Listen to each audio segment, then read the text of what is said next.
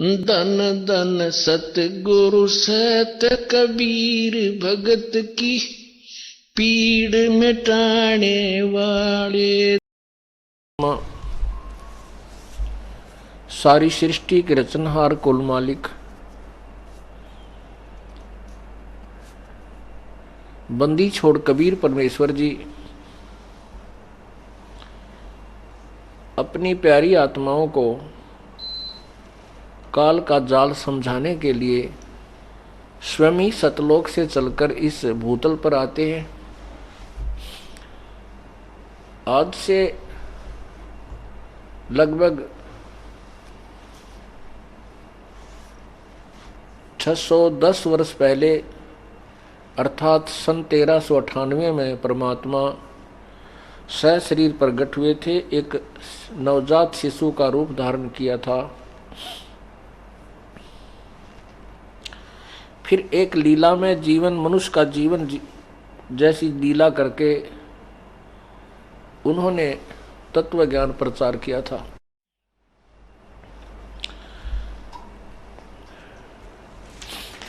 उसी तत्व ज्ञान के दौरान प्रचार के समय हिंदू और मुसलमान पुण्यात्माओं को परमात्मा ने उन्हीं के सदग्रंथों की सच्चाई बताने की चेष्टा की कि आपके सदग्रंथों में ऐसा लिखा है और आपके गुरु पीर काजी मुल्ला ऋषि ये इनसे भी परिचित नहीं है। ये केवल आपको दंत कथा सुना रहे हैं। उसी के दौरान उसी के विषय में आप सुबह सत्संग सुन रहे थे। उसमें परमात्मा ने हिंदुओं के विषय में भी बताया कि जो साधना ये आप लोग करते हो, जो हठ योग करके जंगल में जा बैठते हो, ये आपके सदग्रंथों में भी मना है।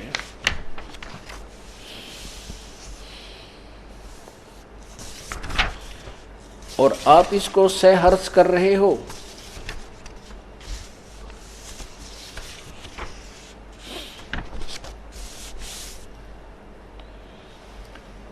जैसा कि आपने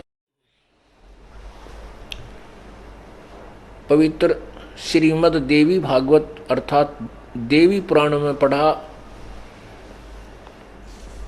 प्रथम स्कंद अध्याय नंबर 4 पृष्ठ 28-29 पे भगवान विष्णु खुद कह रहे हैं कि मैं घोर तप करता हूं।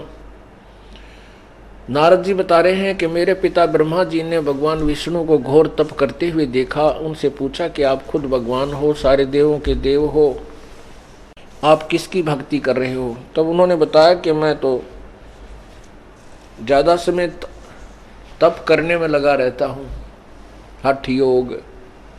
जबकि हमारे पवित्र सदग्रंथ पवित्र गीता जी हमें बताती है कि तप करना ये हठ योग है। देखिएगा गीता जी अध्याय नंबर 4 के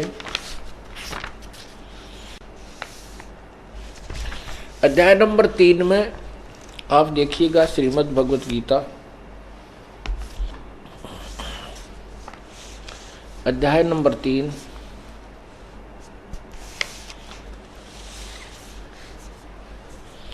अर्जुन ने प्रश्न किया प्रथम श्लोक में कि हे जनार्दन, यदि आपको कर्म की अपेक्षा ज्ञान श्रेष्ठ मान्य है तो फिर हे केशव मुझे भयंकर कर्म में क्यों लगाते हैं? मिले हुए से वचन मेरी बुद्धि को मानो मोहित कर रहे हैं। उस बात को निश्चित करके कहिए जिसमें मेरा कल्याण मैं कल्याण को प्राप्त हूं।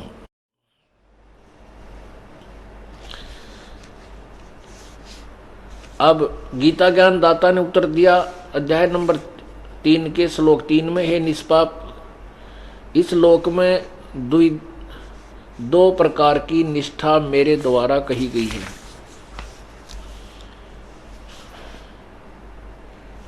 उसमें सांख्य योगियों की तो निष्ठा ज्ञान योग से,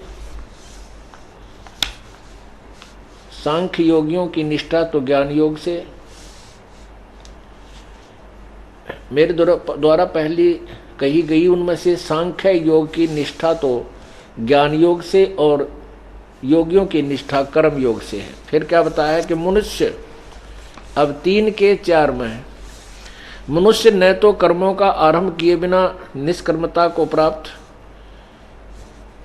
यानी योग निष्ठा को प्राप्त हो सकता है, और न कर्मों के केवल त्याग मात्र से सिद्धि यानी सांख्य निष्ठा को प्राप्त होता है। 5 में कहा है कि निसंदेह कोई भी मनुष्य किसी भी काल में क्षण मात्र भी बिना कर्म किए नहीं रहता, क्योंकि सारा मनुष्य समुदाय प्रकृति जनित गुणों द्वारा परवश हुआ कर्म करने के लिए बाध्य किया जाता है। फिर क्या बताता है,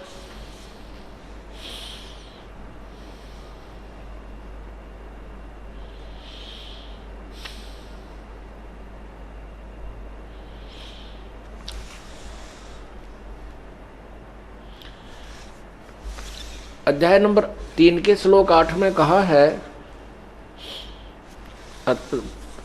अध्याय नंबर 3 के श्लोक नंबर 5-6 में कहा है, जो मूढ़ मनुष्य, मूर्ख व्यक्ति समस्त इंद्रियों को हठपूर्वक ऊपर से रोककर मन से उन इंद्रियों के विषय का चिंतन करता रहता है, वह मिथ्याचारी अर्थात ढोंगी, दम्भी माने ढोंगी कहा जाता है। आगे देखो, किंतु हे अर्जुन, जो मन से इंद्रियों को वश में करके अनासक्त हुआ समस्त इंद्रियों द्वारा कर्म योग का आचरण करता है, वही श्रेष्ठ है। इसमें क्या है, 6 में कहा है कि मूर्ख लोग, तीसरे अध्याय के 6 श्लोक में कहा कि मूर्ख लोग एकांत स्थान पर बैठ कर और ढोंग करते हैं, दम्भ करते हैं, हठ योग करते हैं, इंद्रियों को रोकने की चेष्टा करते हैं, और मन उनका पता नहीं कहाँ कहाँ घूमता रहता है, वो कर नहीं सकते। इसलिए मन से यानी ज्ञान से फिर मन रुकता है, क्योंकि ज्ञान योग पर महत्व दिया जा रहा है, और ज्ञान से मन रुकता है और सभी इंद्रियों को अपने कर्म में लाए रखे, काम करता रहे और भक्ति भी करता रहे, कर्म योग का आचरण करता हुआ। कर्म योग माने अपने कर्तव्य कर्म को करते हुए अपना भजन भी करता रहे। अब आगे स्पष्ट किया तीसरे के 8 में, ये 8 अध्याय श्लोक है,